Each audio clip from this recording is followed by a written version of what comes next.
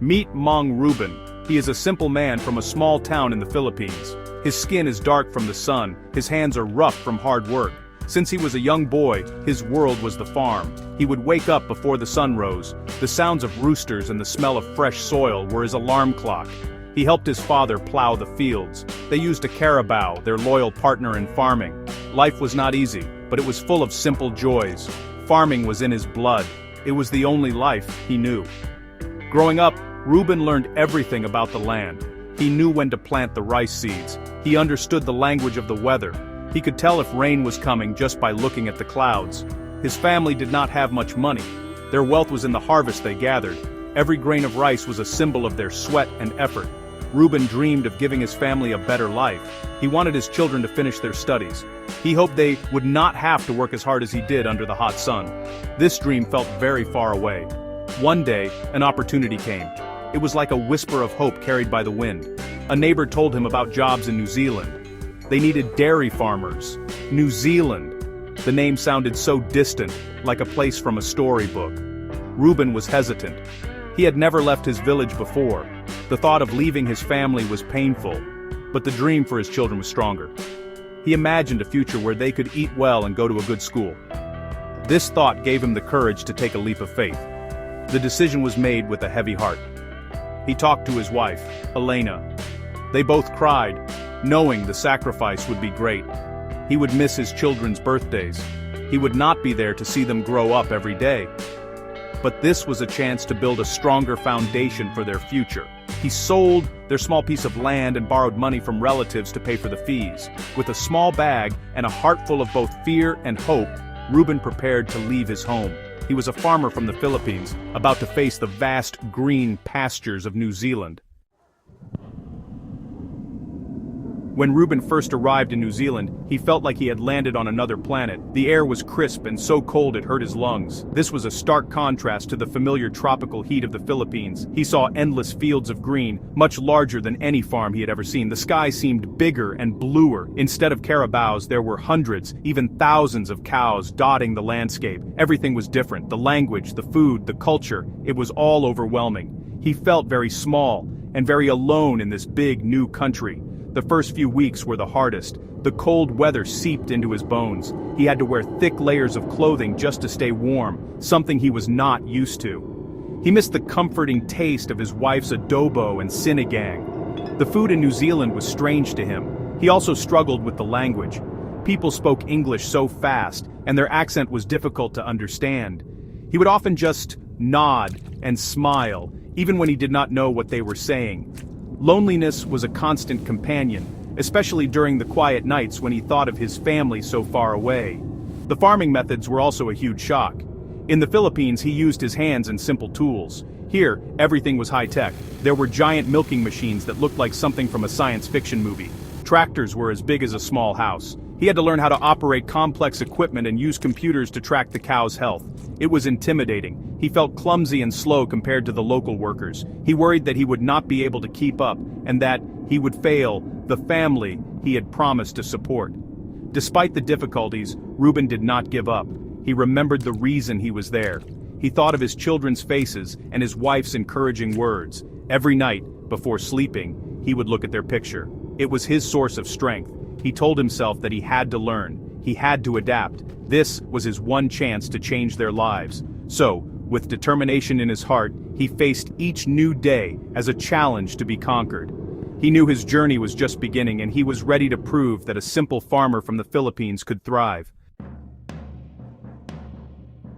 One of the most difficult tasks Ruben had to learn was calving management. This meant helping the mother cows give birth to their calves. In the Philippines, he had seen carabaos give birth, but it was often a natural process that required little help. In New Zealand, dairy farming was a precise science. The health and safety of both the mother cow and the newborn calf were extremely important. His supervisor, a kind but firm man named Mark, explained that every calf was a valuable asset to the farm. Ruben felt a huge weight of responsibility on his shoulders. The first time he was called to assist a cow in labor, he was terrified. The cow was in distress, moaning in pain. It was a large animal, much bigger up close than he'd imagined. His hands trembled as he tried to follow Mark's instructions. He was afraid of hurting the cow or the unborn calf. He felt clumsy and useless. The process was messy and physically demanding. He had to pull and position the calf correctly, a skill that required both strength and gentleness. That first time he mostly watched, feeling overwhelmed by the intensity of the moment. His early attempts were filled with mistakes. He would sometimes pull too hard or not at all. He struggled to understand the signs that a cow was in trouble. There was a time when he hesitated for too long, and Mark had to step in quickly to save the calf. Reuben felt ashamed and disappointed in himself. He worried that he would never get it right, and that his boss would lose patience with him. The technical terms were also confusing. Mark would talk about breech births and dystocia, words that sounded foreign and complicated.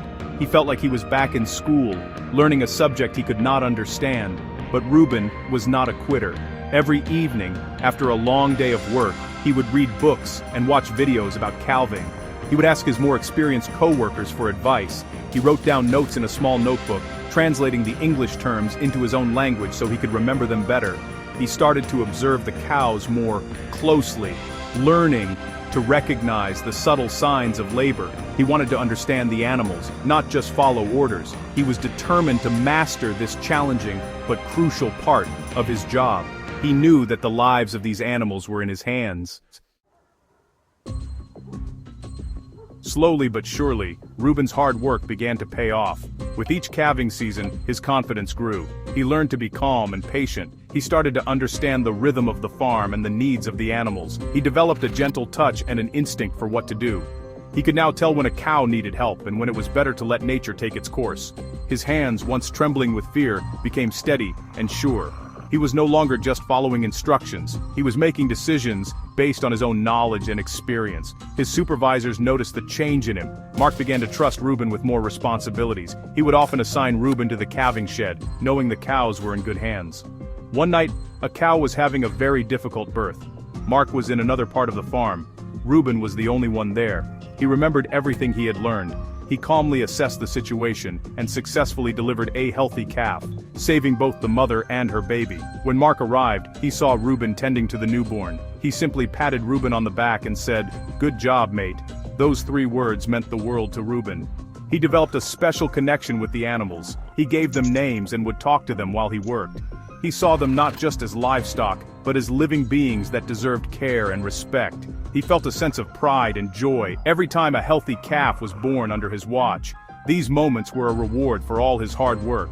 The cows seemed to trust him too. They were calmer when he was around. This emotional bond made his work more than just a job. It became a passion.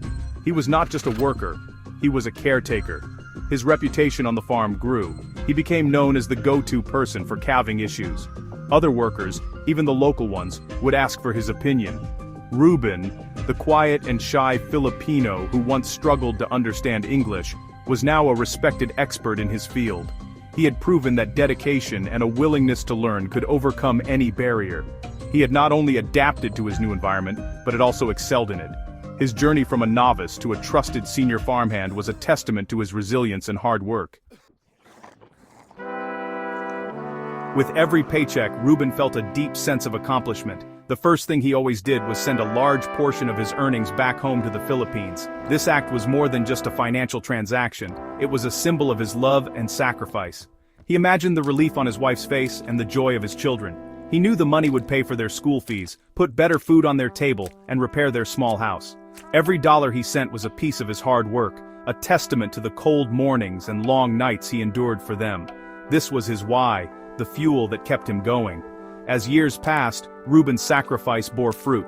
His children were excelling in school. His eldest was now in college, studying to be a teacher, a dream that would have been impossible before. His family was able to build a new, stronger house that could withstand the typhoons. When he talked to them on video calls, he could see the happiness in their eyes. They would show him their medals and report cards with pride. Seeing their success made every moment of loneliness and hardship worthwhile. He was far away, but he had never felt more connected to his family's future. Reuben also became a mentor to new Filipino workers who arrived at the farm. He remembered how lost and scared he felt when he first came. So, he made it his mission to help the newcomers. He would teach them how to use the equipment, explain the Kiwi accent, and share tips on how to cope with the cold and the homesickness. He would cook them Filipino food to give them a taste of home. He became their Kuya Ruben, a big brother they could turn to for help and advice. He was a source of comfort and inspiration for them. Today, on this day, June 10, 2026, Ruben stands as a pillar of his community, both on the farm in New Zealand and in his village back home. His story is a powerful message of hope. It shows that with resilience, hard work, and a heart full of love for one's family, no dream is too big. He is a testament to the strength and spirit of overseas Filipino workers around the world. Ruben's journey from the rice fields of the Philippines to the green pastures of New Zealand is more than just a story of one man. It is the story of every Filipino who dares to dream and sacrifice for a better tomorrow. Mabuhay ka, Kuya Ruben!